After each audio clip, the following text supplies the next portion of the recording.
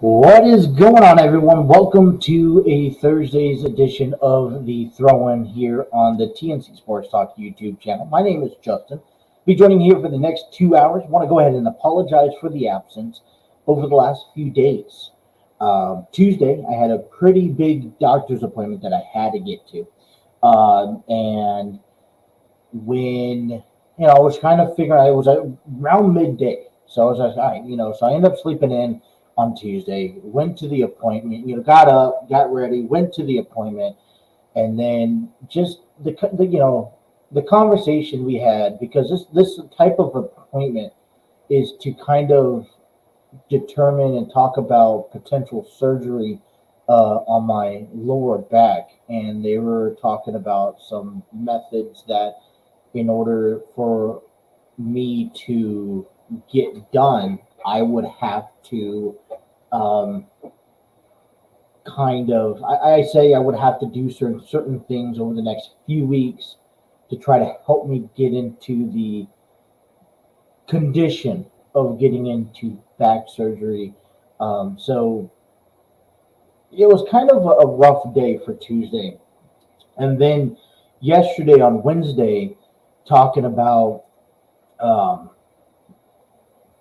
everything with the weather storms that went through, and putting on a program wasn't the big issue during the weather conditions. We had some lightning, some weather storms, tornado watch, stuff like that in the area. But what ends up happening in my location is that when we have these type of crucial weathers or these unpredictable weathers, or when the weather just becomes more cold, it really does take effect on the streaming services on which, with the connection to internet, because this stream is connected to the internet. It's not connected straight on, it's connected to Wi-Fi. And so that way I could stream wherever I want to go and stream through. So, I was just like, I'm not going to test it. It was getting later in the day. The winds weren't slowing down. The weather was just seeming to get worse. So I decided, all right, that's it. I'm not going to do it. I just play safe than sorry, because the last thing I want to do is go out there and put on a crappy content. So, but we're back here today. We have a nice weekend coming up. Take the oldest to practice later on this afternoon. Also being able to a couple big events coming up on tomorrow and on Saturday, which I am excited about. Very nervous, but also very excited. So I'll explain that to you guys a little bit later on in our program. But I'm going to get right down to business, you guys. Okay? And the Monday we came on here, we broke some very big breaking news. And it wasn't just breaking news. This is a change of history. And, I don't know. I'm going to get my statement here is going to give out different thoughts on what maybe, people like or just didn't like. And the moment and we're talking about the Vince McMahon selling the WWE to endeavors to emerge with UFC in a $21.4 billion sport combat company. And so as soon as this news breaks out, I get streamed, and get ambushed with a whole bunch of messages of what's going on, why is what's the X, Y, and Z factor of this. And so, I Yeah, I looked at this, and so I want to go into detail, exactly bits and pieces with you guys. So that's what we're going to do to kick off the program here today. So this is how it works. All right, this is kind of how the chain of command goes. We got Ari Emanuel, who is Endeavor's and new CEO or new co-CEO to the WWE. We have Vince McMahon, who's the new CO executive chairman to both companies. We have Mark Shapiro, who is Endeavor's and new co-president and COO. We got Adam Schlemmer, who is, or Jason Lublin, who is the Endeavor's CFO. We have Andrew Schlemmer, who is the new CO, CFO. We have Dana White as the UFC president. Lawrence Epstein is the UFC COO, and Nick Kahn is the WWE president. So we have that. That's kind of how this is going to work in the chain of command on all of these titles. Which means, if you think about it, Ari Emanuel is the final, say forth, and then Vince McMahon is right underneath. And so what I want to know, and I think the design of today's program and to kick off the show, I think is important because I think we need to understand the breakdown of all of this. And this is where my opinion may be different from yours. This is going to be where I am, may go off on the edge. But just hear me out for a quick second. Okay? So, first of all, is WWE being sold to Endeavor the right decision to make? And when I think about this, and I actually had to understand a little bit more. We broke the news, we broke the article, and I'm like, okay, so we knew that this process was going to happen. We knew from day one that the WWE will be selling the company since the beginning of the year. This is the reason why Vince McMahon came back. He took a leave of absence in regards to acquisitions that were made towards him last year. And we really didn't know the future, but we knew Vince McMahon. If you know Vince McMahon any of the last 40 years, watching him run the WWE, he's not just going to drop over and fall flat to anyone. But he made a decision last year to step away because he needed to realign himself and figure out the business, everything that happened, of the allegations that came through. And I'm not going to put in my input if he is guilty, not guilty, whatever the case may be. It is what it is. It's happened. He came back, and then he made us believe that he's coming back to sell the company and make sure that the transition was smooth. Well, you talk about Endeavor's a sport combat company, and you compare it against places like Disney or Saudi Arabia. Well, first of all, I did not like that Saudi Arabia. It was a bad taste in my mouth when there was a false report on it, and it came to me very shockingly, right? And I think it was like, I think a lot of people would have agreed that if WWE went to Saudi Arabia, this would have been a disastrous outcome. But then we saw people, companies like Disney, and I'm like, Disney would be ideal, problematical, right?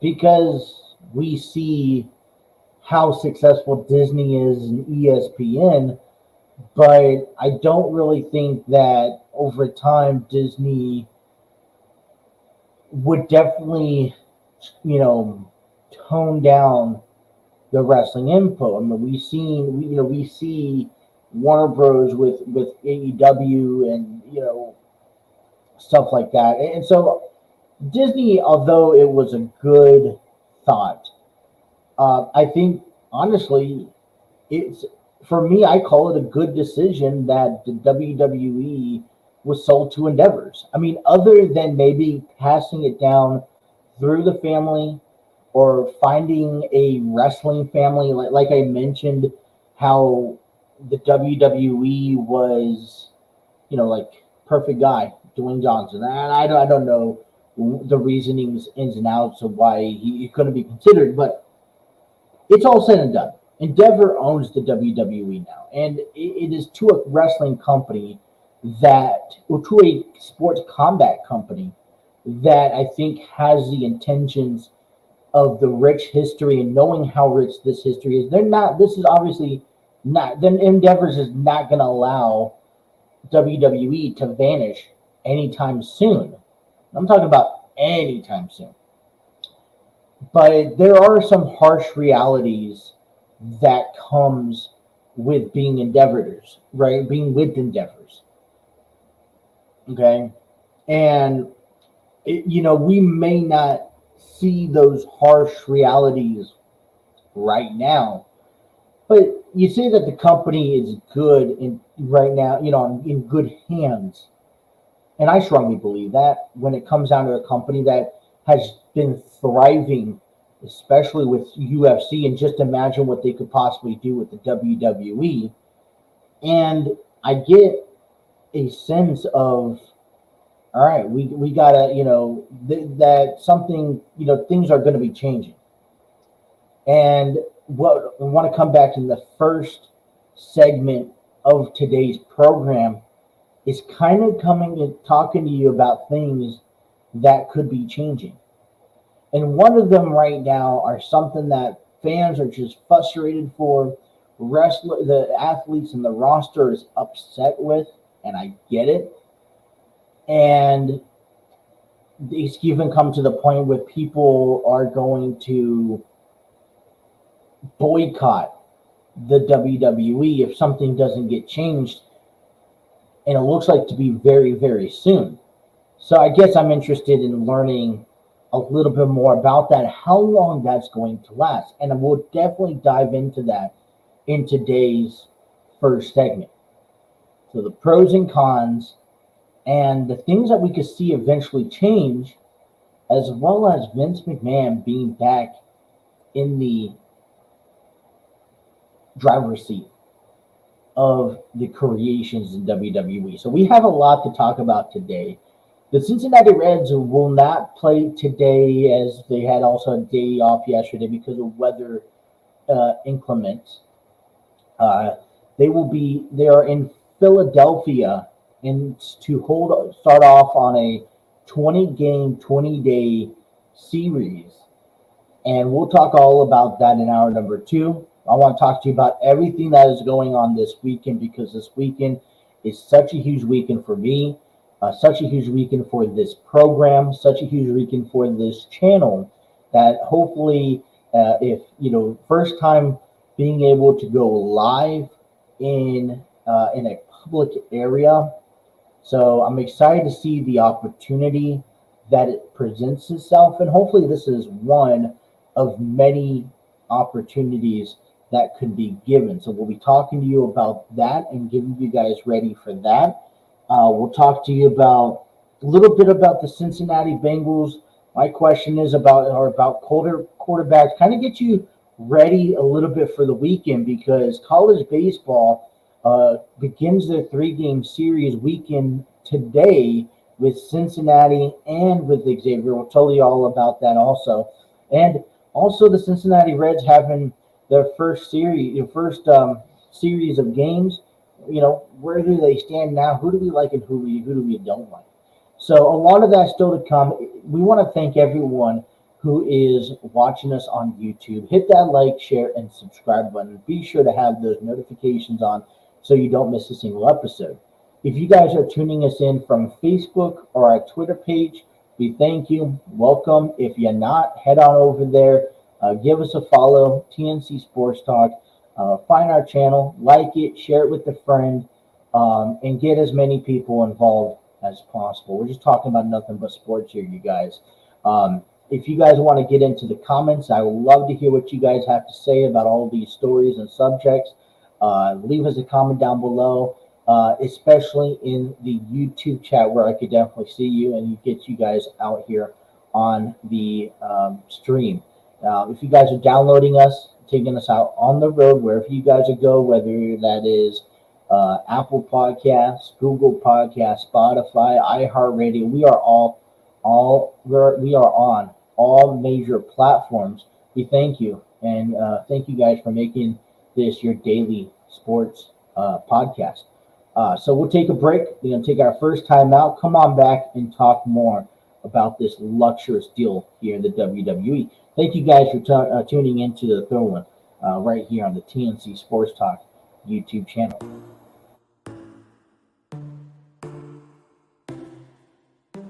Inside your bedroom, we stopped counting the days, lost in the rhythm.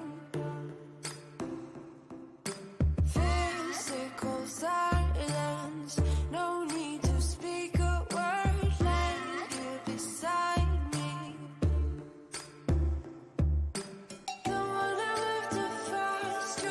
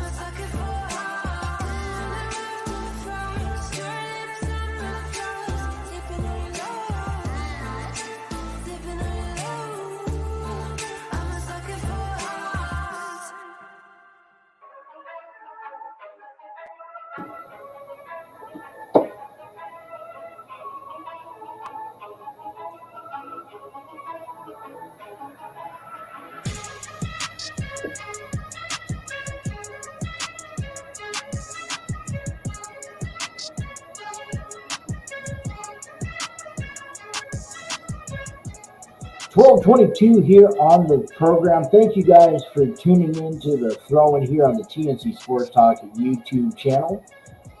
None of this is possible without the assistance and product StreamYard Studios, the proud home of the TNC Sports Talk YouTube channel. And if you guys are looking to make your own videos, podcasts, host virtual business meetings, and even to conduct interviews, check out their free version today at StreamYard.com.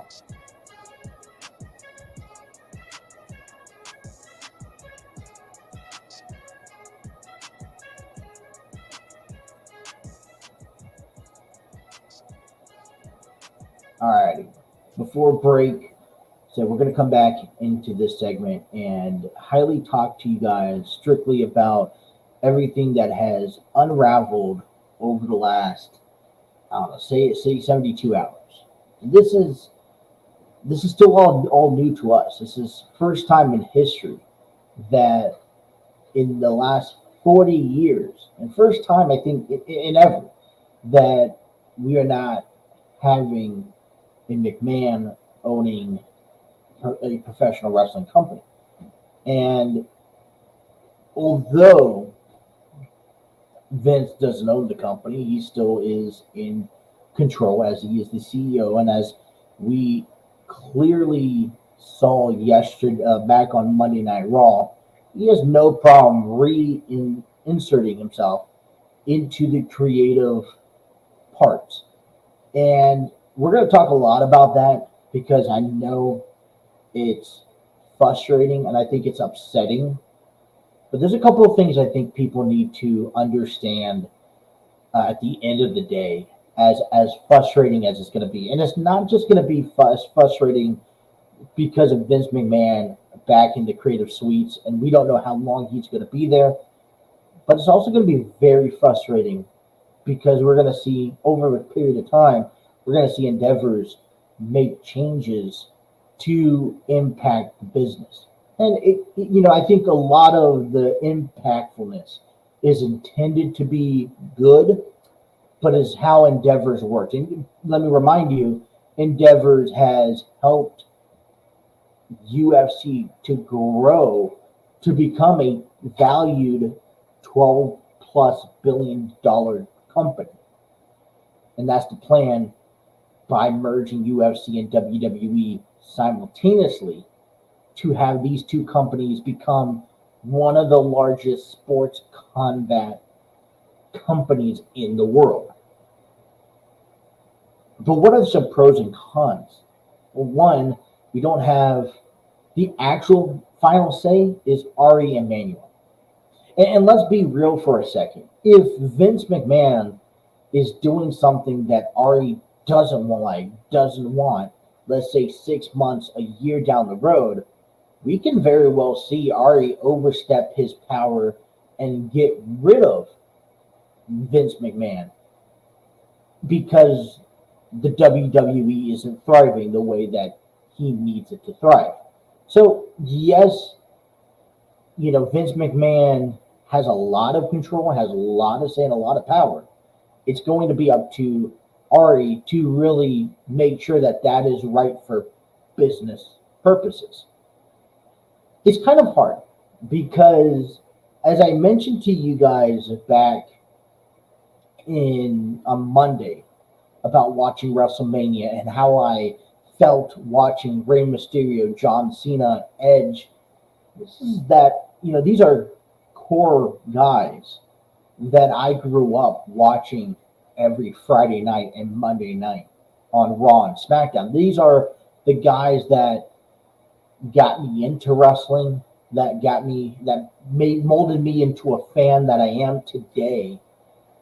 And then you saw guys like Roman Reigns and Seth Rollins, who were the reasons I remained a wrestling fan after their time you knew was coming down closer to an end or very limited. And then there's guys like Austin Theory, Dominic Mysterio, who are your next generational talents that are just waiting for that spotlight, right? So it was a I was talking to Steve from Armchair Booking Wrestling Podcast, and I just texted him today. I was asking him that question, and some people take it differently. He mentioned that they're just kind of all the same. You just move on like you move on baseball players. But see, the difference is that yes, this would be something different if we were in the 80s and baseball, football, and basketball. Once you got drafted to that team, that's the team you stayed for your entire career. Today, in today's sports, we see more so than not that these athletes they get their they do their arbitrational contracts, and as soon as they hit they get out there and they hit the market, and they're able to, they jump out so they can hit free agency. There's really, WWE is that top wrestling program, always been in my eyes, still above AEW. And you kind of want to go, sports players are going where the money is, right? You're going to jump ship from, Padres to the Phillies because they're going to offer you $200,000 more, and you don't see that happening a whole lot in professional wrestling in general. Usually, you're moving up, but you don't go side to side. You move up in the world, right? When it comes down to players retiring, also, it's hard. I think it's difficult to say, all right, this is the career that you had. Thank you, go move on. But yet again, there's enough talent down below that's already ready to come up that you're kind of already building up excitement. I think that's something maybe the WWE's also lacked over the last 10 years. But it's also just stuff that, like I said, I think there's a bit of a difference between loving, what the guys who made you, the guys that are reasons that you became a fan, to now seeing them retire, and it's not the same wrestling that it was 15, 20 years ago. And then we see Vince McMahon. I think for me, and I was telling a friend the other day about this, is that there's going to be one day that Vince McMahon will no longer be on this planet Earth. And it is, we understand. I think there's a lot of fans that understand where we feel about Vince McMahon. He is this historical guy. He's a future Hall of Famer, and he has etched his name. And whenever you talk about the WWE, you have to mention Vince Kennedy McMahon. Well, there's going to become a day where Vince will no longer be here, and we're going to truly miss some of his fatigue, his inspiration, even if it's lack of creativity that a lot of people are calling it right now, then we're going to miss that. And I know that for a fact, it is upsetting, it is frustrating, because as fans, we want to see a direction in professional wrestling. We want to see a direction of stories just making sense. And sometimes with the lack of creativity that Vince has as of late, and that means no disrespect to Vince, but he does carry a lack of creativity lately. We've seen what happened in 2021, 2022. It was terrible, and it made it very difficult to watch the product. But here's also the troubling side, because Vince McMahon has been such a successful businessman. How can you go against him even if you don't agree what he's throwing out there? Because at the end of the day, though, you're still watching the product. At the end of the day, you're still tuning into Monday Night Raw, Friday Night SmackDown, and these pay-per-views. At the end of the day, we are still supporting the WWE, buying their merchandise, buying tickets to go to these venues, getting these title belts, getting these t-shirts, paying for the parking, paying for the Peacock subscription that has these pay-per-views lined up on. So regardless of the product that's out there, WWE is such a big entity that regardless of what it does, to be honest, it could go out there and throw out, I don't know, the Teletubbies for 3 hours and still bring in money. And it's going to take them a very long time of that work order for to actually see a downfall of the WWE. And as long as we are tuning in, then it becomes then they're just going to win. You know, what are we going to do as fans? Are you going to stop watching wrestling? Is there enough people on this planet Earth that's going to stop tuning into Raw because of Roman Reigns? This is our content creator. This is what we talk about on our show. So why would I stop watching Monday Night Raw if I get to come on here the next day and talk about this product? Even if it's the most crappiest product out there on planet Earth, we're still here talking about it, right? We're still feeding into it. So I guess what I'm trying to say is that as long as Vince McMahon is CEO, as long as he has the final say and final control, and as much as I appreciate it, because one day he will be gone, there is nothing that us fans or us, podcasters, content creators for WWE or professional wrestling in general are going to be able to do anything about it.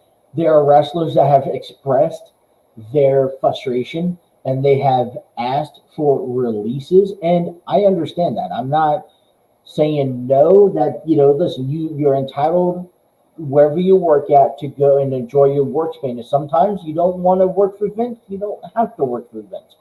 There's other wrestling promotions. But let me tell you right now, I don't believe that AEW has a one-way ticket for the top of the line right when you sign, to be honest. Okay, not many people are going to be able to quit WWE, go to Impact, go to AEW, and be this glamorous top star. You sometimes, you know what? I'm sorry. You sometimes, if you're not AEW, you're not in WWE, you get dropped off the planet of the earth. There's not a lot of people talking about Impact Wrestling day in and day out because it's not as big as AEW, WWE, even AEW. Tony Khan. I'm no disrespect to Tony Khan, but there's been athletes after athletes after athletes that sign, and they get pushed down to the bottom or the mix, get lost in the mix, and that becomes an issue. And what I think the only thing that could potentially happen is if the entire roster of the WWE decides, all right, we're done. We don't want this. We want Hunter. We want Paul Levesque back. And Vince, we don't want you having a say. And the only way that we're going to get that is by you actually leaving the company. And therefore, we're not going to go out there. We're going to boycott and protest the WWE by not going out there and putting on these matches and putting on these shows until we get what we want. But it takes the entire staff. It takes the entire locker room of athletes, men and women, all right, past and present and even future, to step up and face this one man. And I think that's the only way that we're going to see him out there. Now, I hope that, Vince, this is one thing, this is something that Vince McMahon does for 6 months to a year because he still wants to fill in part of it and then slowly understands, all right, I got to step away. But we've asked ourselves that for the last 3 years, and we still haven't seen that. It's frustrating. It's frustrating for me because I see both sides, points of view. I understand that when you live and breathe this sport, this is Vince's livelihood, and you're asking him to take that away for X dollars amount, it becomes a bit difficult, right? You think about maybe taxes that he has to understand. He keeps himself busy. He's going to be living, breathing this sport until he dies. Right? Until you wake up in the morning and you see, all right, no more. Vince McMahon passed away at the age of 78. God forbid he has another 10, 15, 20 more years. He's a dinosaur here. But Until, I feel like that's the way he's going to go. But I think remaining as CEO is fine as long as he, at some point, he understands his role, and his role is not being in that creative team. But we're not going to do nothing about it. Let's face it. WWE fans, you're still going to watch the product. And even if you don't, you're going to watch it. Went a little long on this segment. I want to wrap up because I want to talk to you about the benefits of endeavors in owning the WWE. And I think this is also another statement regarding Vince McMahon. And we're not going to probably see it right away, to be honest, but we will see it. And when we see it, it's going to also be another big blow besides Vince McMahon taking over the creative spot once again. And I want to point out this. And so, all right, you know what? I'm just going to save it. Let's come back from break and let's talk about this at the bottom of the hour. You guys are listening to The Throw-In here on the TNC Sports Talk YouTube channel.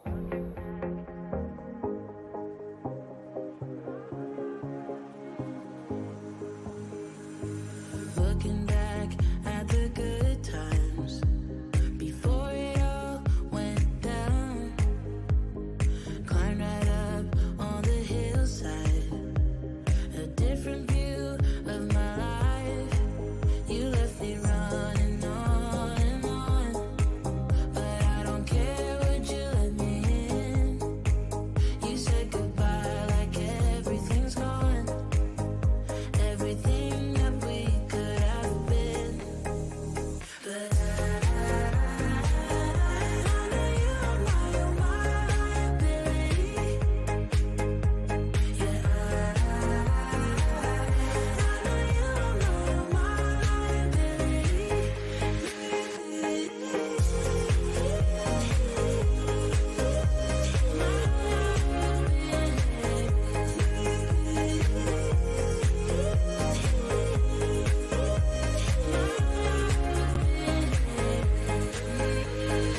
You say that you're sorry.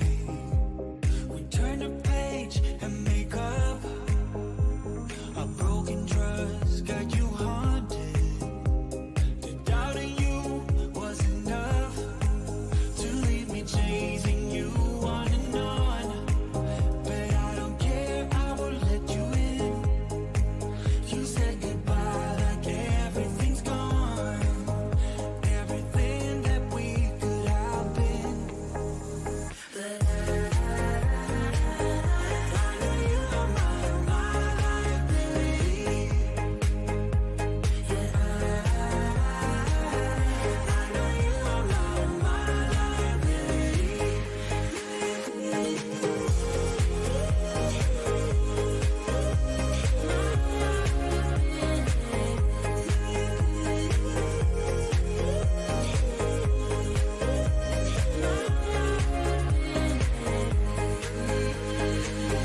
Oh, what a hopeless case we could be.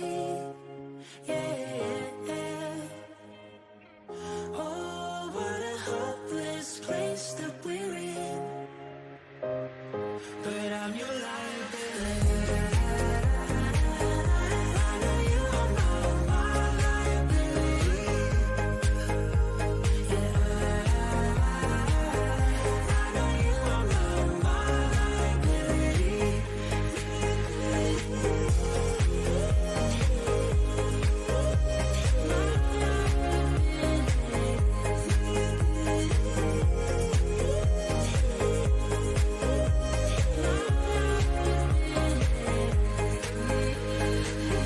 Oh, what a hopeless case we could be. Yeah. Oh, what a hopeless place that we're in. But I'm your liability. I wanna live your life. I wanna dream your dreams. Lick the moons, catch them stars in the night. Every superpower that is yours will be mine. I'll be that it girl, pouting mouth, crossing the line. Alrighty. You seem like you're Well, welcome on back here to the throw in here on the TNC Sports Talk YouTube channel.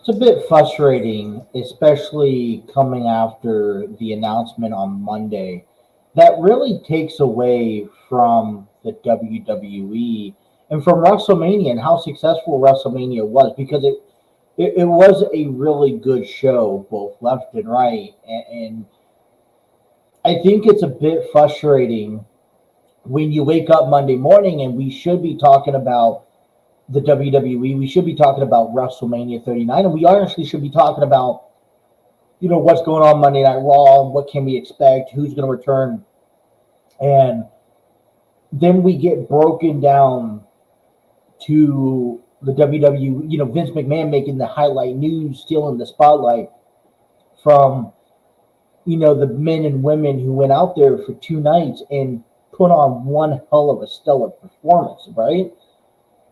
And Vince McMahon even said, listen, I even think I took from what I took away from Vince when he went out there on Monday to the news on television, saying that this is the stage where I think it's best for business if I step back and just take more of an executive role. And then we see him jump into a creative spotlight. But you know what? I don't know why. Is it part of desperation? Is it part of still wanting to be relevant and not be forgotten? Like we just mentioned, he just sold his livelihood. This is what his family. This is what he sacrificed. He sacrificed his family and his life for this company for the last 30 plus years, and to be like, all right, I gotta depart with it, and then I don't have any say anymore. It's a bit difficult. Yeah, you want to see it expand and grow and thrive, but you can't. Part of you wants to keep going. It's like me doing this podcast on this channel for 30, 40, 50 years from now and saying, all right, I got to get rid of it. It's hard when you spend all those years sacrificing relationships, time, friends, family to put on the show each and every day, and then be asked to step away from it. Maybe this is a short-term thing. Maybe we're looking too far into it. I don't know. I'm gonna enjoy it because we're still wrestling fans. And one thing that I want to point out about Endeavors, all right, Endeavors, we can see and parts of Endeavors grow within the WWE over the next few years. And one of the big things that caught my attention in what I was listening to over the last couple of days was this big X factor going back to pay-per-views, where you're paying $69.99 a month to watch whatever pay-per-views have. Now, I think that would work if the WWE had less or fewer pay-per-views, But I also think if that does happen, and there is a what I say about 50-50 chance saying that could happen. It all depends how much Endeavor wants to, throw on top of the WWE and have them implement. But what happens is WWE goes back to paying pay-per-views. Who's going to spend 60, $70 a month? And I was hearing someone talk about this, and they're saying stuff about how how Dana White, right? When UFC went pay-per-views, Dana White also stopped a lot of the streaming services. So if, when you have a product out there that people enjoy, and you're going to now restrict them in having to pay more money on a monthly basis, this is a gut-wrench move. I mean, I'm not, and by all means, I'm saying this now. We'll never see this, and I hope we don't. But just to think about this, all right? I've already explained to you why we are still going to be wrestling fans at the end of the day, and why we still are going to watch WWE regardless of if we are fans or not, right?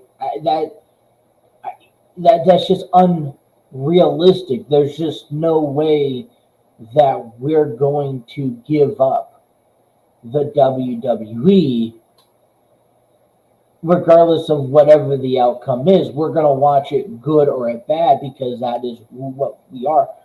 Now, there's going to be fans that are not going to become fans, but I test to that because once you're a fan, you're an always fan. You're always will be a fan, and you would always turn back around to the product that you love the most.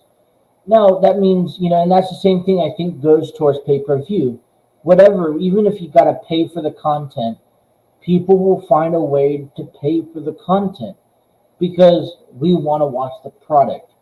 Okay, yes, numbers may go down, but it ain't going to drop so dramatically, all right, to where the point where Endeavors is going to take a fall or the merge of UFC and WWE is going to get, say that this is going to be an issue.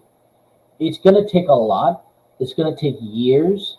And at the end of the day, I think what's sad to see is that with how big the WWE has grown over the past 3 decades, right, and still thriving, this company move, all right, and Vince McMahon still being involved, I think it's just going to be a slap in the face of the WWE universe, saying that it's like being the Castellinis for the Cincinnati Reds, right? It's saying we're going to be terrible.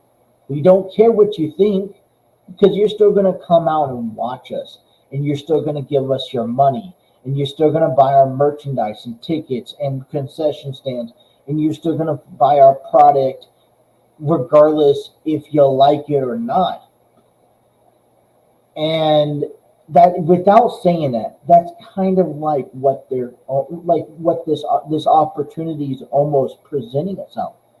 No? Disagree with me? I mean, yes, there's positive things that can, I think there, is a security network beside, on the side of Endeavors. But you know what? There's no, see, all these other sports have a PA, right? They all have a players association. We're gonna, I think over the next, in my opinion, 20 years, 10, 20 years, we will eventually see a wrestling association to make sure and to ensure that protocols are being met, and the health and the safety of these athletes are going to be met. And also the security of these athletes going to be met.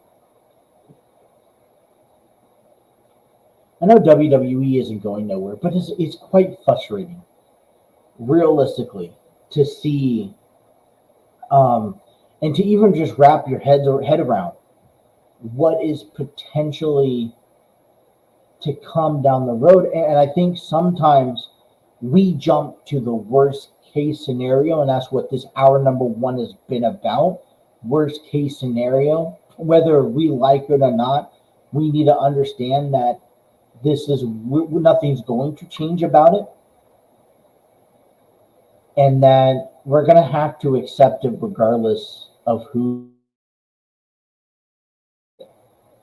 You're not telling me that you're going to not watch Monday Night Raw no more just because Vince McMahon is not on board. Now, some people have, like I said, have the desire, saying, all right, we have the tenacity, we won't watch it. But that's not going to change anything because people are still going to watch it. People are still going to go out. So, honestly, what are we going to do? Nothing. Absolutely nothing.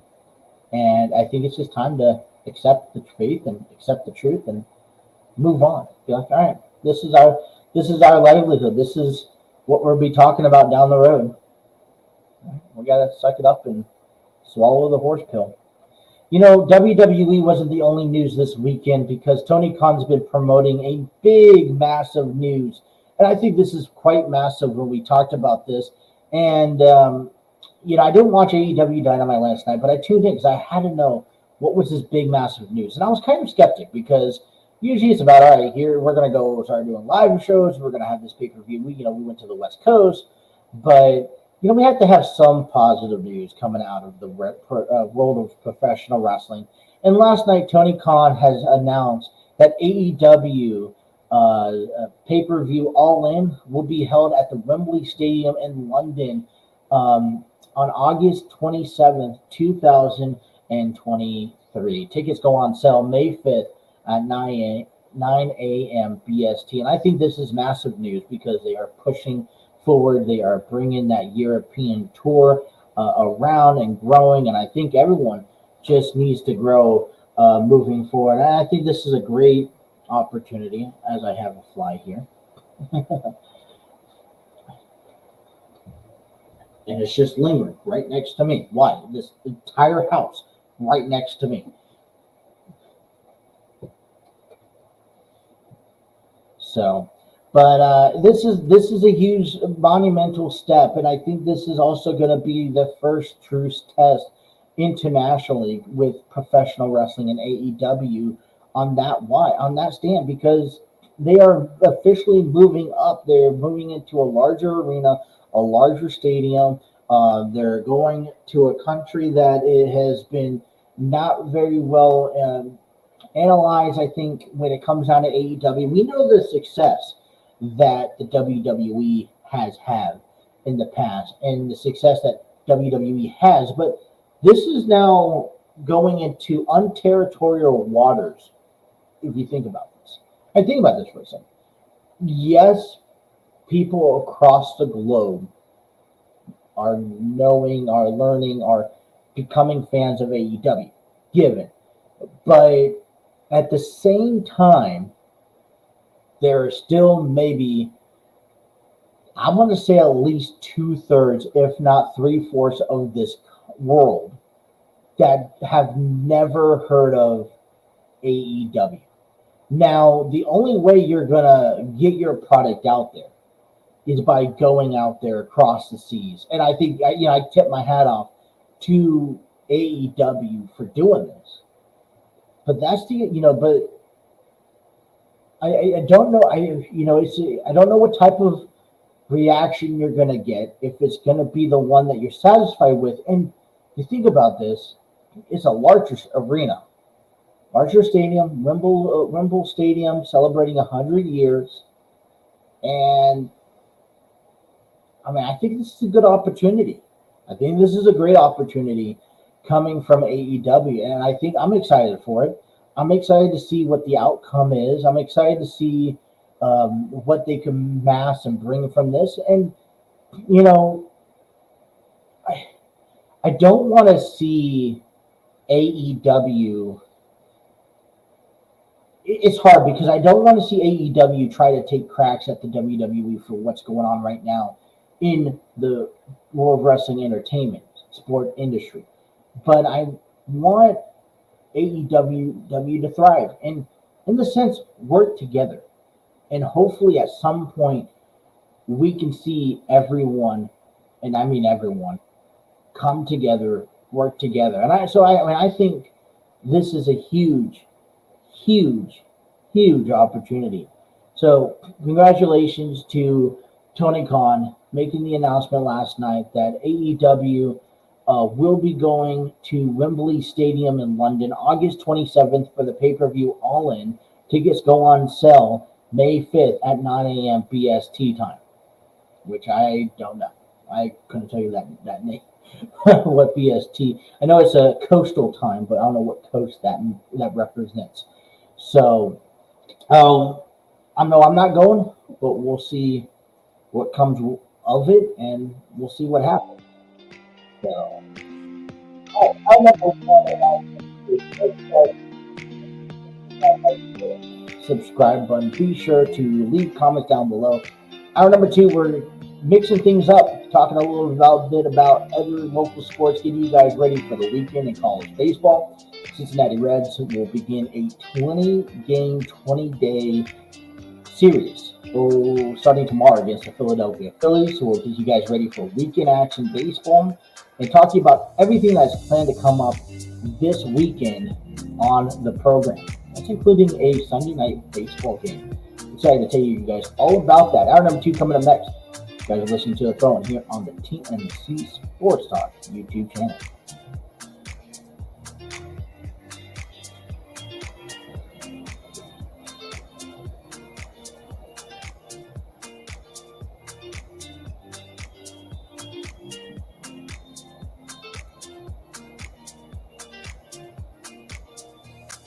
About to leave, already packing. Come with me, I'm not really asking. We'll get away to a place where we don't know. About to see the world in action, what we can be. Life with no distractions, we'll get away. This is what we waited for. Take my hand, we'll make it somehow. We can't miss out. I'm done living life with the lights out. Die with my own doubts. Be free with me. Let's go, let's be free with me.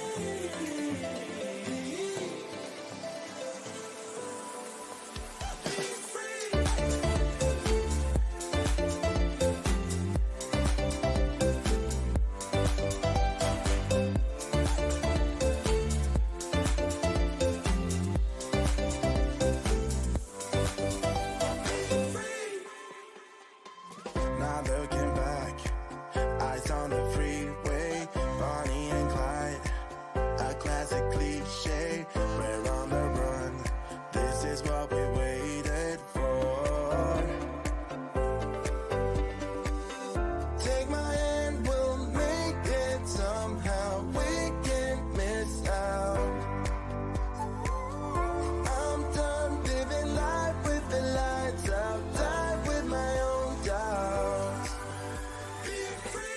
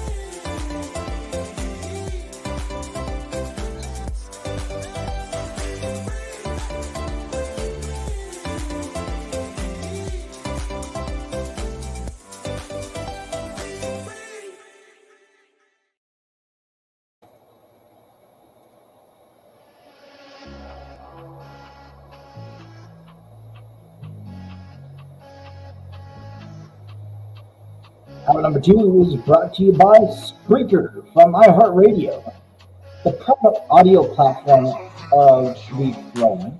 You guys can check the Throne on all major audio platforms: Spotify, Apple Podcasts, Google Podcasts, iHeartRadio, and a lot more. And if you guys are looking to upload your podcast, see all review analytics, you will be able to monetize it and publish it along all major distributions. Check it out, Spreaker.com for more information.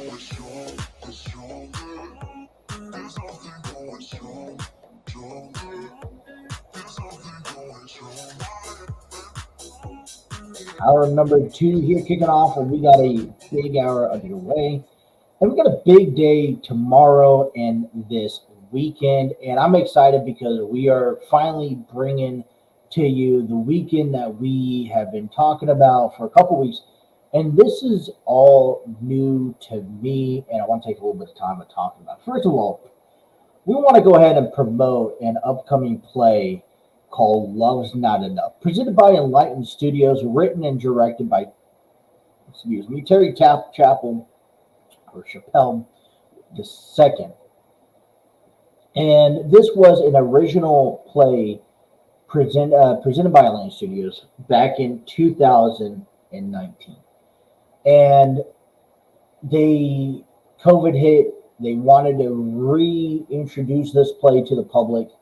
And so back in January, Terry came to me, asked me to do a couple of projects for him. And that involved interviewing a handful of, actresses and actors, cast members that were going to be involved.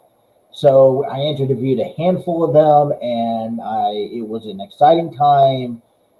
Had a fun time. They welcomed me with open arms. It was a hit, and they went on with the play that at the end of January, and they had a very, very, very successful time.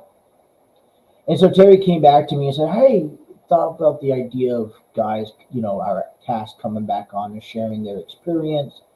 And then it came into, can we have guest audiences come on to share their thoughts and what the story meant to them? But then the idea, and that didn't really kind of work out as well as we hoped because our schedule hasn't been able to mix together. So what we did was, he was like, "Hey, listen, can we come out and you want to come out and do a live show?" And I'm like, I've never done a live show before. This is definitely new territory because it's not at a sports venue. And I said, "All right, let's go." So tomorrow, our show is going to be held at 5 p.m. down at the Community Arts Center in Fairfield, Ohio. And I think this is monstrous. So we'll go 2 hours live before the show. Now, it's not going to be a lot about sports. I'm going to talk a lot about other things but sports. Talk about the play. And so we're going to be inside the concourse. And if you got tickets to the venue, stop on by the table, come on the air, talk to people, talk to everyone of your experience, what to expect, and let's have fun tomorrow. I'm nervous. Come help me not make me so nervous.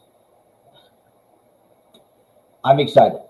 And it's gonna be a great show. So what we're gonna do is we're gonna come live from 5 to 7. And then we're going to head on over to the play, watch the play, come on back and get your guys' thoughts about the play. And we're going to do that again on Saturday, April 8th at 3 p.m. So actually we'll come live at 1 and then come to you, come afterwards as well. So we have a lot of things going this weekend because it doesn't stop with just Love's Not Enough. You got Easter weekend. And what better way than to come onto this program and call you Sunday Night Baseball, the San Diego Padres and the Atlanta Braves. Think about it. This is going to be a really good series. A couple good series is coming up your head this weekend. It starts today with the Braves and the Padres. And the reason why this is such a good game to call, and I thank goodness it's a Sunday night game, one, the Padres went to the National League Conference Series, right? NLCS. They lost to the Phillies, but they are a next team promising to contend for the next 3 to 5 years. Fernando Tatis, Xander Bogaerts, Manny Machado, Juan Soto, Yu Darvish. I mean, this is a team that's 10 times better than the team that they put together at the beginning of all this back in 2014. But you also go up against a dangerous Atlanta Braves who stayed into the NL East for, the entire season, walking away with being the division championships after surpassing the Mets who held it the entire year. That's just how good that NL East was. And the Cincinnati Reds will get a chance to head on over to Truist Park Monday, Tuesday, and Wednesday for a 3-game series against the Braves. So kind of getting a little pre-look. Okay, here's that fly back again. You can watch the show from there if you want. All right. But the problem with the fly is just they land in the nose, the mouth, eyes. But yeah, kind of a bit of a sneak preview of what we're expected to see Monday, Tuesday, and Wednesday. We'll talk a little bit about that here in hour number 2. So we have a pretty busy weekend for you, and hopefully that made up for being absent Tuesday and Wednesday. Come back Monday and then begin the week there. And I'm excited. I don't know if you guys are excited, but I'm excited. So we would love to see you out there. If you guys are in the local area and you have nothing to do this weekend, the Love's Not Enough, presented by Enlighten Studios, will be displayed April 7th at 7 p.m. and April 8th at 3 p.m. at the Community Arts Center in Fairfield, Ohio. Get your tickets now. They're running out. I tell you, it will be crowded. All right. If it's anything like they've said, it will be packed. And we want to hear you come on the show, free, just volunteer. Hey, come down, come on the show. We'll do a live stream 2 hours before the show, leading you up until the show. And been working with Terry in a couple of different projects that you guys get to see. And I'm quite excited to see the outcome of all this. So come on out, support the channel, support the program, what we're doing, support Enlighten Studios. They're expected to take this play. They do more than just theater play. They do films. They do art, arts and all that fun stuff. And if you guys go out there, you'll see that they have a couple vendors out there. Check them out, and just let's have a good time. Have an Easter weekend good time. To have the girls Saturday go to the ball game, drop them off at home, head out to this venue, and then come back, spend the time, wake up with Easter. They're gonna send them off, and I'll head out, and then have the rest of the day to do whatever I got to do. So, but yeah, Love's Not Enough this weekend. Encourage you guys to come out and support everything. So April 7th, tomorrow, 5 p.m. Put that on your calendar. Either come there or tune in live. But college baseball is here. And because of Easter weekend, they're kind of having an earlier weekend series beginning today. So the Bearcats, and I know it's been a while since we talked about college baseball, but the Cincinnati Bearcats, who lost to Wright State back on Tuesday with the final score 7-6, will be on the road for a 3-game series against Memphis this weekend at FedEx Park, Avron Fogelman Field. The Bearcats come into the weekend series 12-18. Conference-wise, 1-2, 7-6 at home, 5-6 on the road, as they take on the Memphis, who are 16-14 and 1-2 on the AAC. Saturday for tonight, and it starts tonight, Thursday, 7 p.m. Right-handed pitcher Griffin Hughes for the Bearcats taking on right-handed pitcher David Warren for Memphis. And then tomorrow, come right back again at 7 p.m. where right-handed pitcher Chase Hopwell will be on the mound for the Bearcats, taking on Memphis left-handed pitcher Dalton Fowler. That'll be at 7 p.m. and then they'll wrap the series up on Saturday at 2 p.m. Memphis will have right-handed pitcher Seth Garner on the mound, as is yet to be determined the starting pitcher for the Cincinnati Bearcats. Afterwards, come on back and let's talk about the Musketeers college baseball team, who are nicely on a 7-game winning streak, defeating Miami, Ohio, 16-2 on Tuesday. They will get ready to kick off a 3-game series this afternoon. As a matter of fact, starting right after this game, against Butler at home. Musketeers come into the series 17-2 on the year. Conference, they have not played a conference game yet, then they are 3-2 at home. Friday, or today, first pitch is at 3 p.m. Tomorrow and Saturday, first pitches will be at 1 p.m. So if you guys have nothing to do, head on out. And something interesting about Xavier Musketeers basketball this weekend up and through next week is that they are honoring once again the Pledge It. Xavier baseball kicks off its Pledge It campaign this weekend against Butler as the Musketeers once again join forces versus cancer to raise money in support of the Pediatric Brain Tumor Foundation. The campaign runs through 7 games, including the Butler Series, April 6th through April 8th, Xavier's weekday game as part of the Joe Nuxhall Classic, set for April 11th, and then the series against UConn, April 14th through the 16th. Donors can pledge a donation per hit or per strikeout the team collects during each stretch. The team will conclude the campaign with a head-shaving event after the game on April 16th to show support for kids across the country battling cancer. Fans wishing to support the fundraiser efforts can make a donation per hit or per strikeout, pledging that amount for the team's total of either hits or strikeouts through those 8 games. Sponsors can also choose to make an outright gift of any amount. The Musketeers last took part of the Pledge It campaign to support versus cancer in 2021, raising over $22,000. Xavier Baseball has worked with versus cancer since 2014 to help support children battling cancer, raising over $60,000 for the cause in that time. Those funds were in part used to help the Versus Cancer organization make a $100,000 gift to Cincinnati Children's Hospital.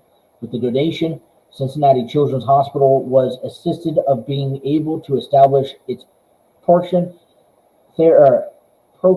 therapy center, for one of the only 2 such centers in the world owned by Children's Hospital.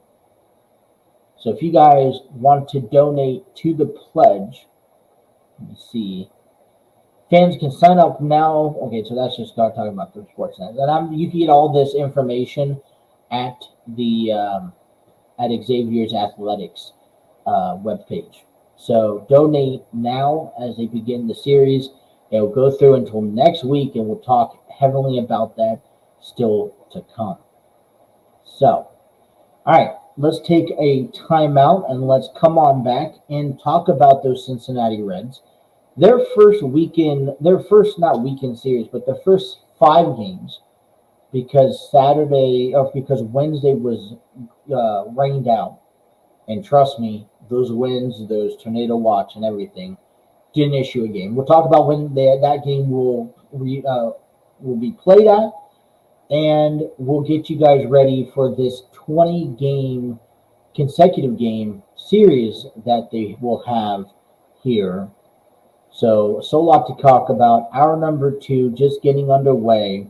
Take you guys up until 3 on a Thursday. Thank you guys for tuning into the Throwing here on the TNC Sports Talk YouTube channel.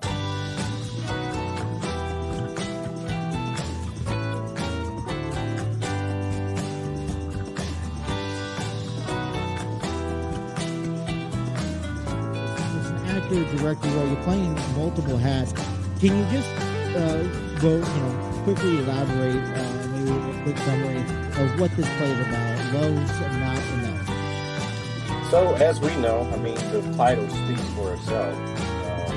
Love is not enough. It takes more than saying I love you in order for any relationship to thrive and survive. So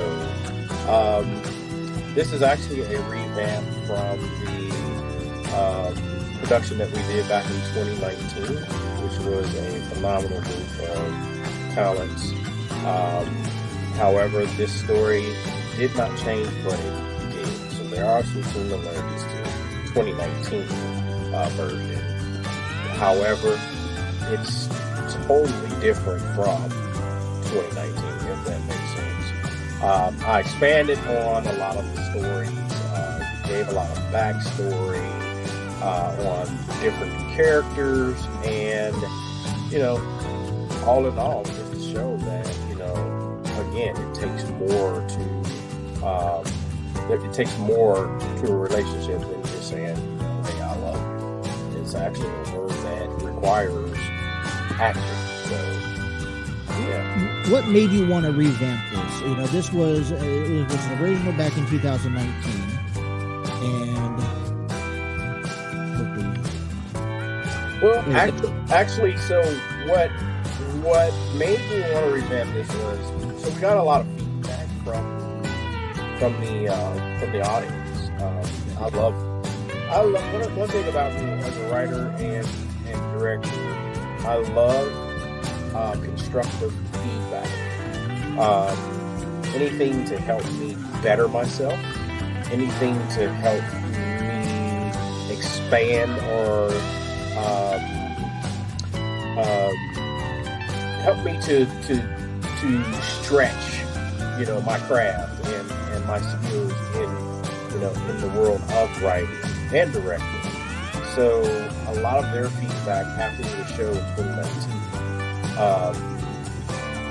which I say no, there was no bad feedback at all. I'd say all feedback is something that I can learn from. So that's basically where I got it from.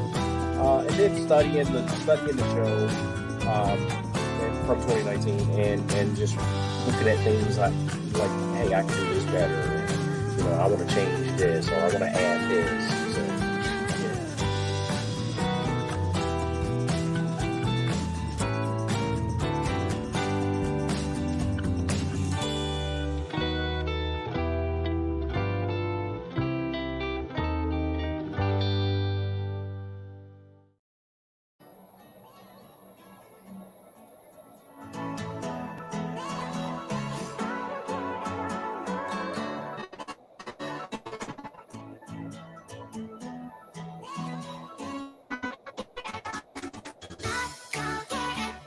yeah. Well, welcome on back here to the program. Thank you guys for tuning in here on a Thursday. Excited to be back. Big shout out to our friends over on Epidemic Sound. Discover your world-class artists, composers, and bands. Find the perfect soundtrack and give your social media account the music they deserve. Epidemic Sound is a royalty-free music link, and for more information, check out epidemicsound.com.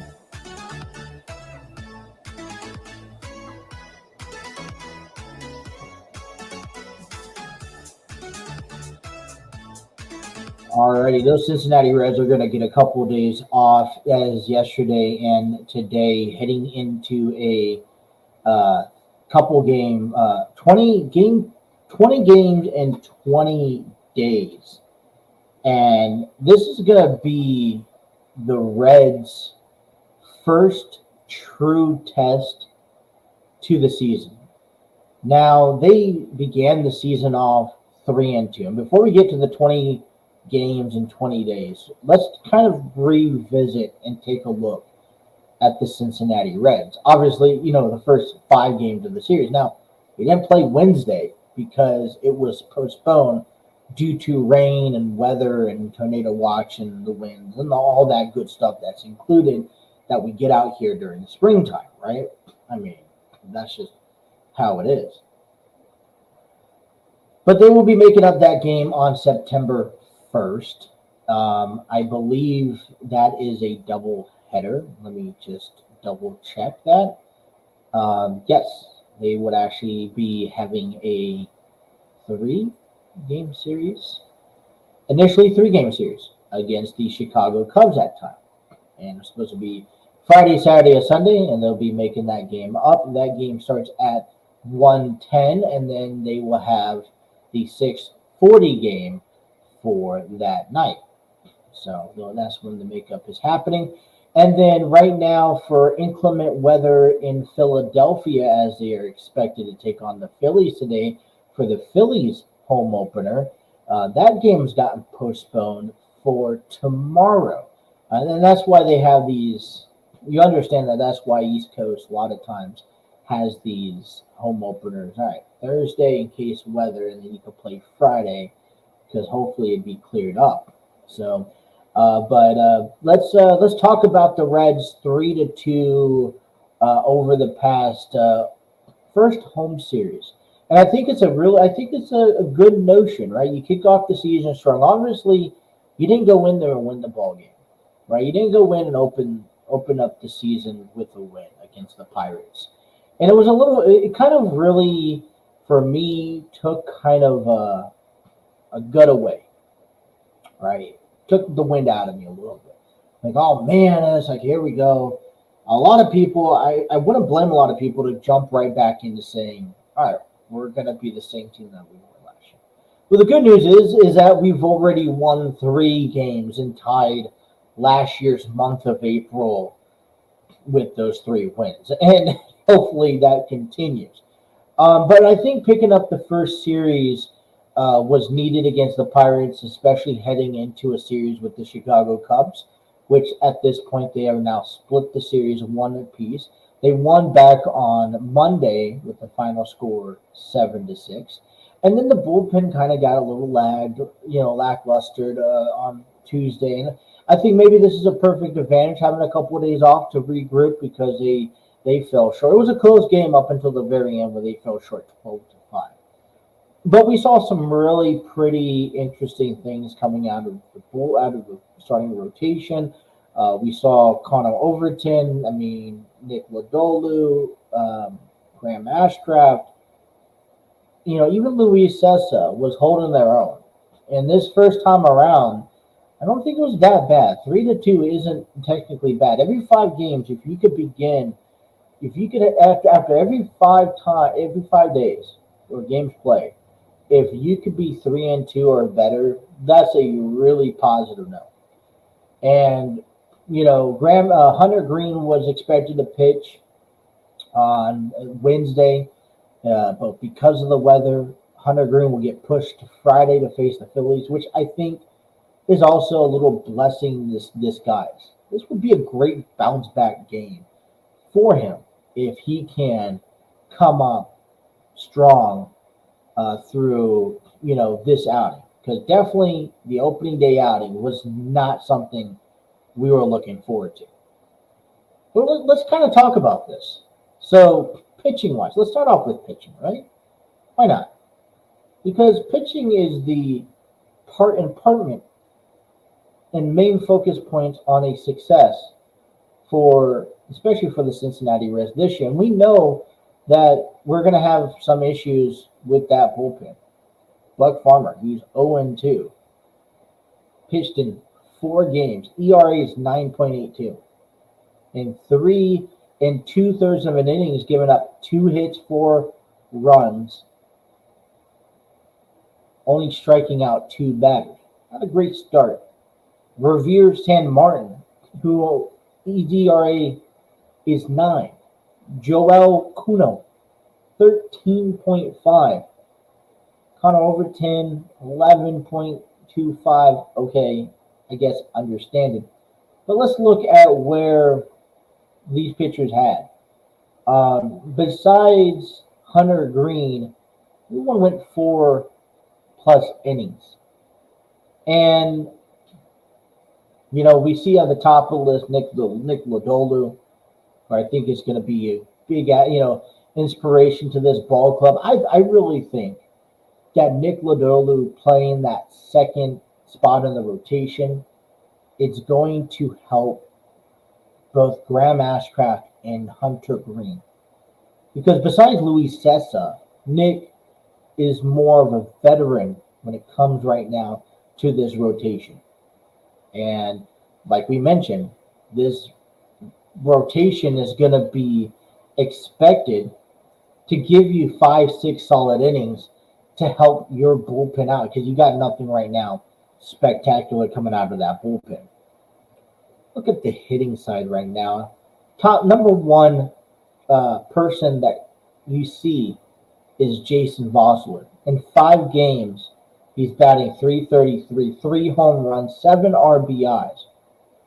And he's starting to show some signs of the question being asked, well, when Joey Votto's healthy, where does Jason Vosler go?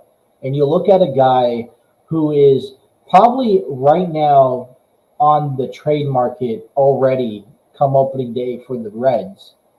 And so Jason Vosler is making a name for himself so that come July, it looks like maybe the Reds could deal him away. And I'm okay with that because I'm hoping by the time that Vosler leaves, if he gets traded, and that's a big if because it's hard, depending on the health, on the health status of Joey Votto, maybe even Christian Encarnacion Strand.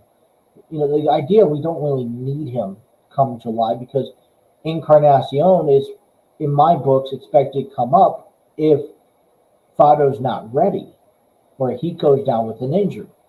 So I think we should be solid over there, plus with Tyler Stevenson. So, but he's definitely contributing to the ball club early on.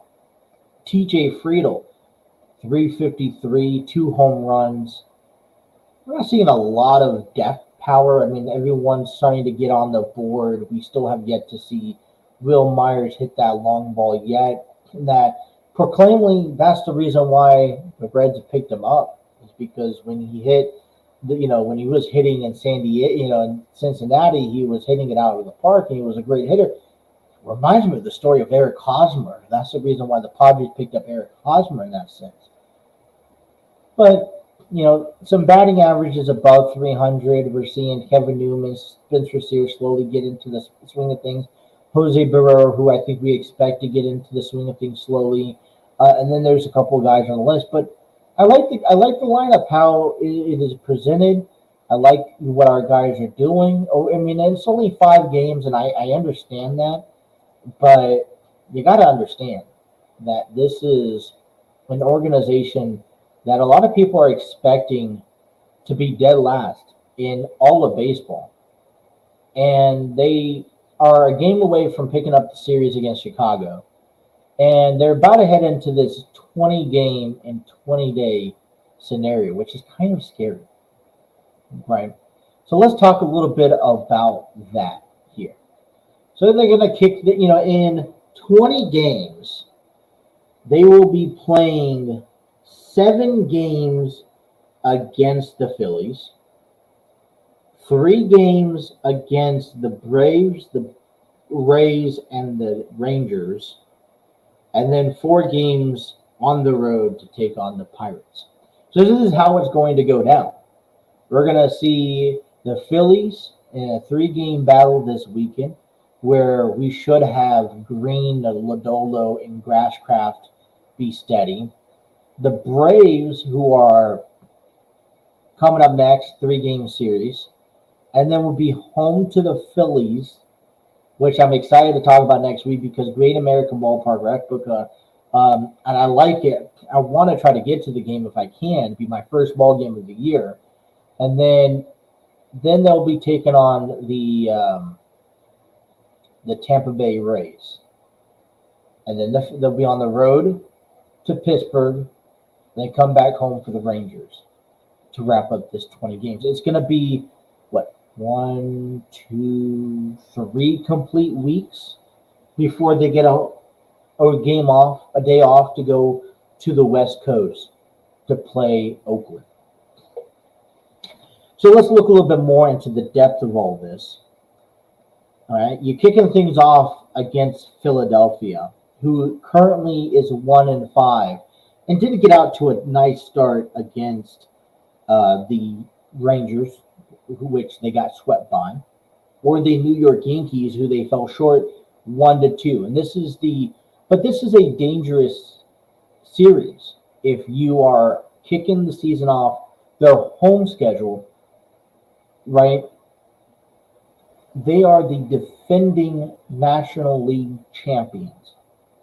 And I'm sure that even though the road series, did not work as well as they planned, they're eager and they're thirsty to get back home and to get the ball rolling on the right spot. And sometimes you need that home opener to really get things going for your organization. And if any organization can do it, Philadelphia is one of them. Now, yeah, they don't have Bryce Harper in the mix, but you got to face guys like JT Remuto, Alex Bohm, Trey Turner, Josh Harrison, Kyle Schwarber, Nick Castellanos. This is not an easy roster. Plus, like I said, we're seeing Castellanos again for the first time in 2023. So we hope, if we're the Reds, we hope that they carry over that road series at home. But I don't know. I feel like there is a bit of a different outcome when you get, there's a different vibe when you get the first home opener and you get to play in front of your home crowd where they support you. Because let me be frank with you, New York was not an easy task. As a matter of fact, New York dominated them just like they dominated. I think the Yankees dominated. Basically, Philadelphia did not want to lose to Yankees and to New York. That was a tough series. They also had a tough series against the Rangers, who had made so many different acquisitions. They picked up Bruce Bochy, and look at the Rangers. They started the season off 0-3. So tough series. And then the Braves, who are 5-1, first in the NL East. And then we got to take on the Phillies again in a 4-game series, which we know how home games are going to be played. And then we got to take on the Tampa Bay Rays in a 3-game series, who are right now undefeated, the only undefeated team in baseball. Now, that's not much to say. They're 6-0, and things could happen. And by that time, they'll probably be like 10-1 or 10-2, right? But they're first in the AL East, and they're one of the teams that is going to get out to that early push. And just to sit back and imagine when we take on the Phillies, when we take on the Braves, when we take on the Rays, and we take on the Rangers, if we could hold our ground in this first tough 20 days, 20-game series, we could walk away 10-10. That's a huge win for this organization. This is 20 days where there's no resting. It's East Coast, which is not too bad. So East Coast, East Coast, East Coast. All right, then you head on down south to Atlanta. You face Atlanta, 3 home games, all at night, by the way. Then you come home to play Philadelphia for 4 games, Tampa Bay for 3, and then you just jump back up to the north to Pittsburgh, right? So, and then you come back home again, and then you head on off to the East Coast. So I really think that this is not a lot, but you have some dangerous teams and some dangerous factors heading into this series that I think is worthy enough to pay attention to. And like I said, if the Rays could walk away, at least 10-10, 500, I'm a happy camper, because this is probably one of the toughest series or consecutive game stretch that they're going to have to play this season. Come on. I don't see, right, especially early on. I don't want to jump too soon on how these other stretches are going to go without seeing what's going on at that time of baseball. So there is going to be a 3-game series starting tomorrow. We will have Hunter Green taking on Zach Wheeler.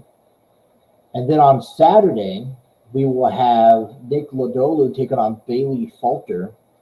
And then on Sunday, Graham Ashcraft will be taking on Taiwan Walker.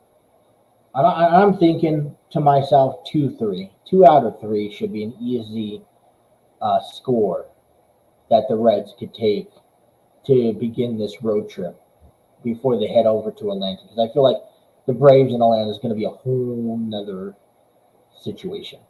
And I think on top of this is my final point on this matter. But if we don't get up and get off to that 2-1, series victory over Philadelphia, the remainder of the 17 games is going to be just that much more difficult to handle. So, yeah, that's kind of where I kind of stand on that. All right, let's wrap up. Baseball wise, I mean, nothing really. I mean, it's only week 1, right? Nothing really shocks you. Pittsburgh's in second place, 4-2. After they fell short 2-1 against the Reds opening weekend, they come back and won 3 in a row.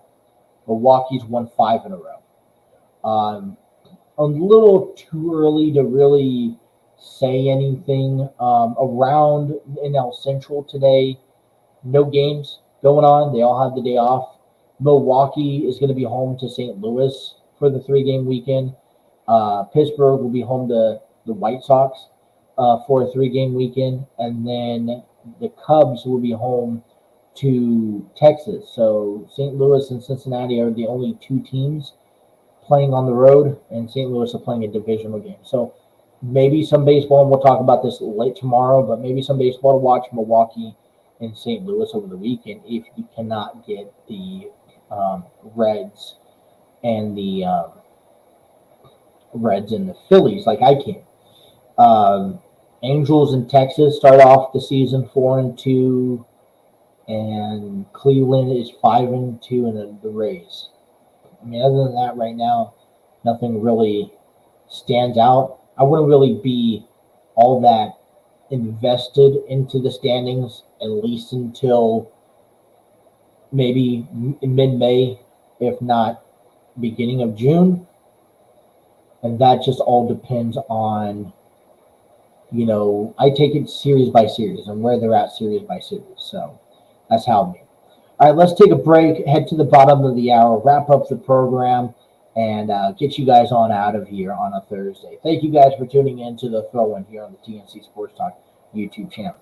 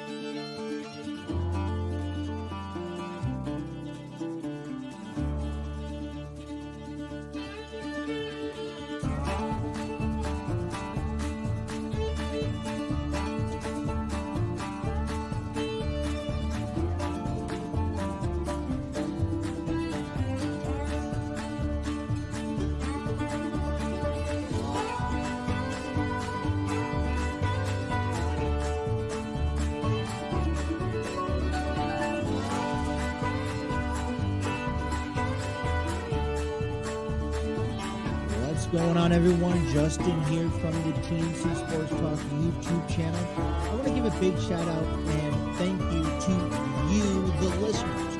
That's right. Without you guys, none of this is possible.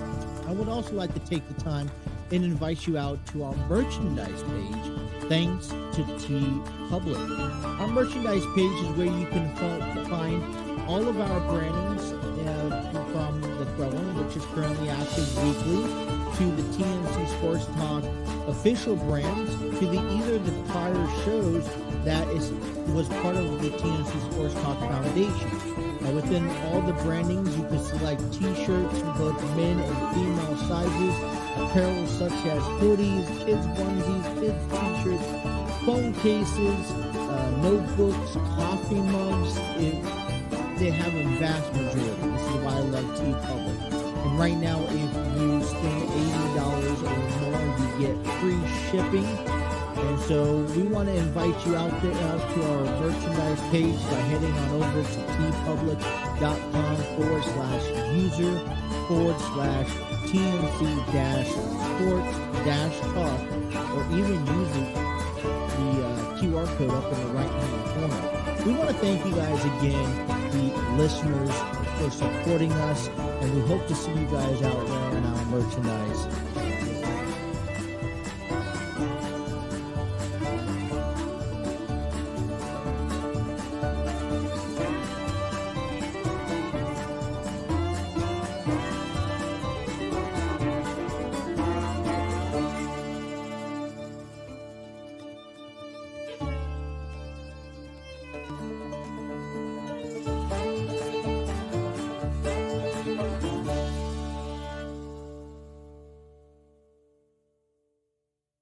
Can never sleep in traffic, 'cause living steady panic. I know 'cause I try acid. Now I see through your habits, just like gadgets. You tell me with the two hands, I'm too bad. Wonder what your things are like. Need me to get your bills paid, that's what you said. I guess I'm just too fake for that. So sit down, listen, think for Alrighty, welcome all back here to the program. Bottom half of the hour. Wyatt's back, wanting to join us, and I don't blame it. I'm having fun, and we're gonna have a really big day, a big weekend, and I'm gonna once again tell you guys all about it here right after this quick promotional video. Failure like no one can. Where is your heart? What does it look like? Bruised, damaged, or mistreated. Where is your heart? What does it look like? What do you do with the feelings you feel?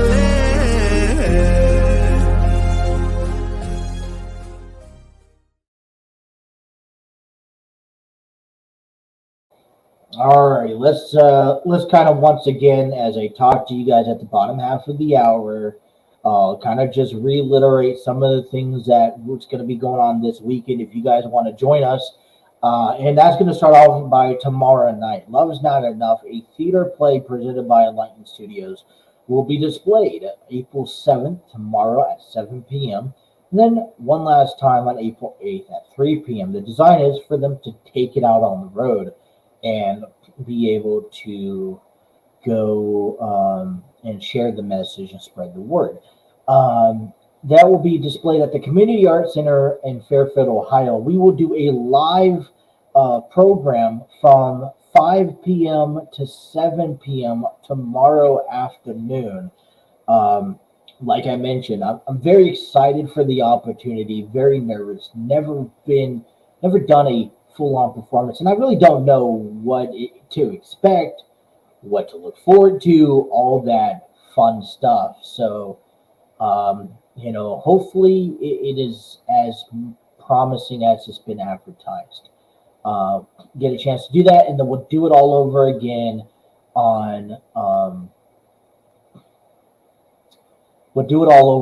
on Saturday. Come back and do a 1 to 3 performance there. So that is what our weekend plans on, and then it's going to wrap up Sunday night baseball right here on the program. If you haven't got a chance, come out and check me calling the baseball games. That's just what it is. Join it. First pitch plan to be 7:08. Hopefully, give you more details tomorrow during our live and all that fun stuff. In our program today, we talked about Vince McMahon endeavors merging with UFC, all of that information, and really what does it mean for our fans. Basically, I just recapped, and in a recap, it means nothing. Okay, I understand that people are frustrated and people want to, shit the bricks and point fingers at Vince McMahon and all halt and say Vince McMahon needs to leave. And I don't disagree with you.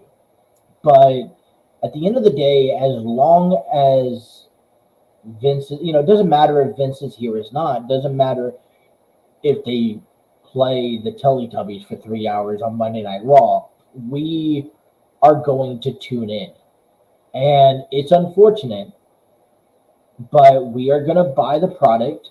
We are going to tune into each episode. We are going to watch every second of it. And regardless if we like it or not, there isn't nothing we can do about it. Us fans need to realize that if WWE is going to, maybe cut out the premium lives on Peacock and make you pay 60, $70 moving forward, that we're going to buy the product.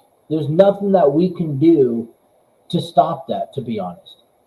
And it's the truth. And it's something that people don't want to hear. And I understand that, but we have to realize that this is the step forward. And, the only people who have the power to actually do something are the WWE roster and the employees that work for WWE. And you're going to have to get the entire roster to boycott or even to, protest if they want that change of Vince McMahon officially being done with the company out.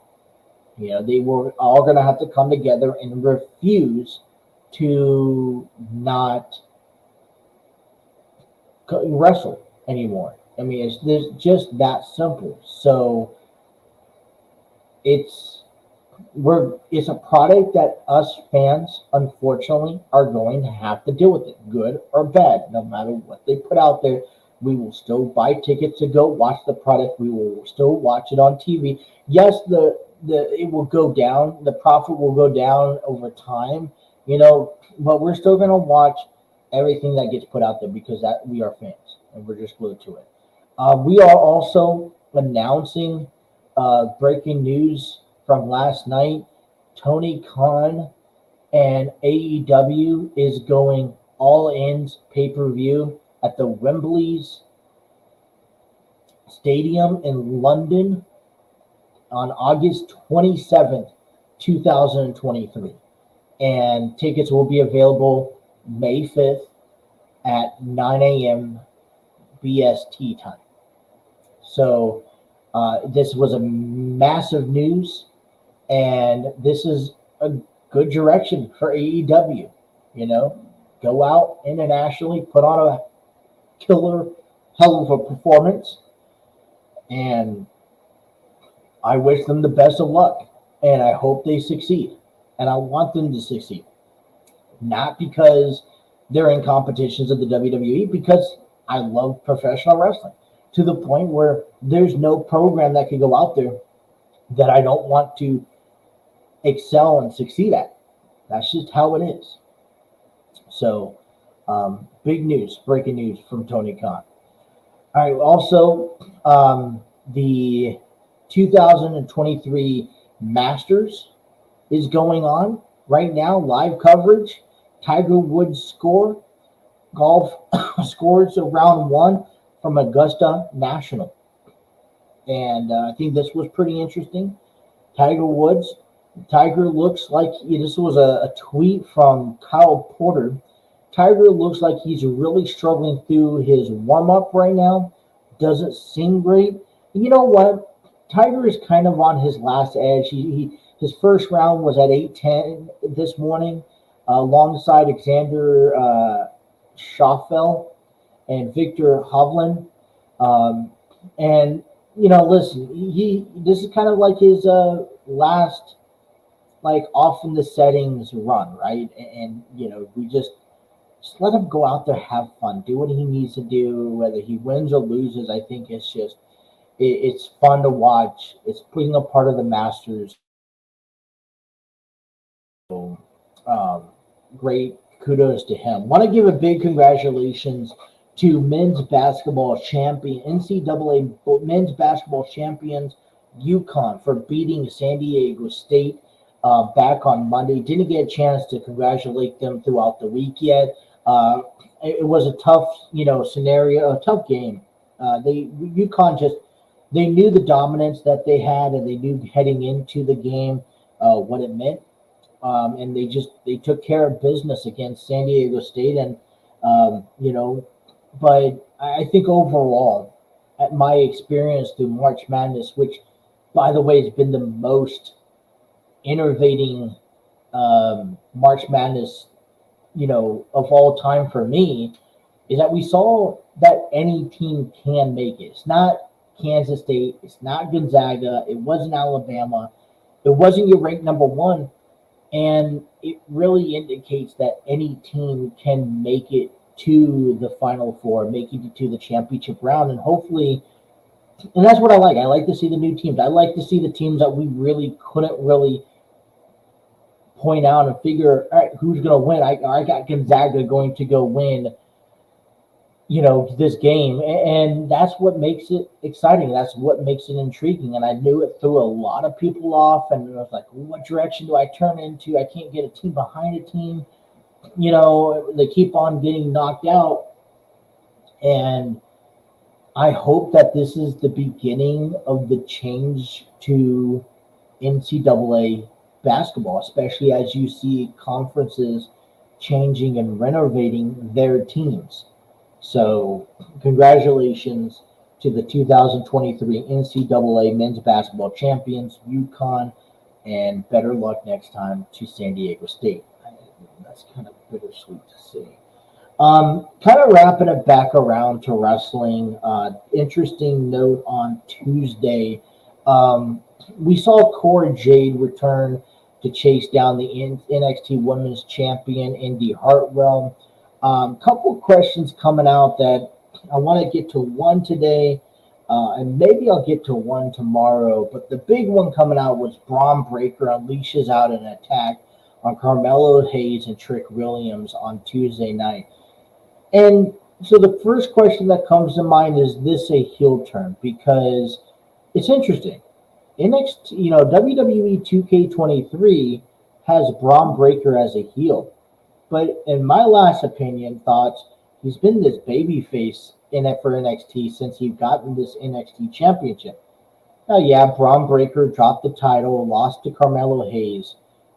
And I was very disappointed not to see Braun Breaker get brought up to the main roster. And hopefully this is something that we could see by SummerSlam, but we will see, right, with everything going on. But to see Braun Breaker now attack Carmelo Hayes, possible heel turn, I think this does two things.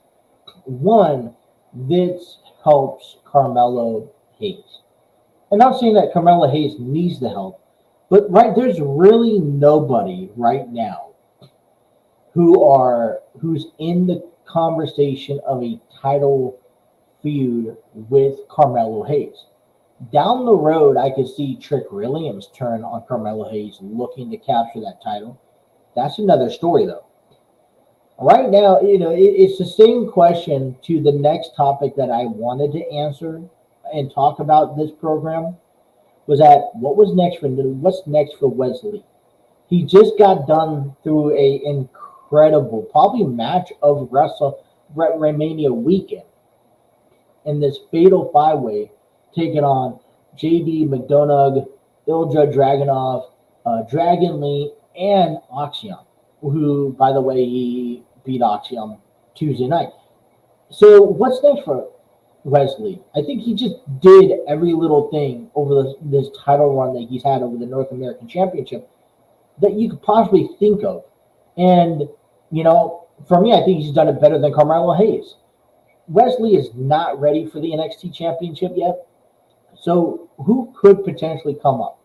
And as much as I would like him to continue facing these four men, because they all brought the best out of each other, Dragon Lee is one of the guys maybe I could see him in a feud with, but Dragon Lee, I want to move up to the main roster. Please give me that at some point. Sooner than later. He's just so good not to be up to the main roster. But I think that's the same question for Carmelo Hayes, right? Who could step up? Who could be the first challenger to Carmelo Hayes after Braun Breaker? And I think, you kind of now change the tone and dynamic. And being that, it's always great to be a babyface. You could always get over being a babyface.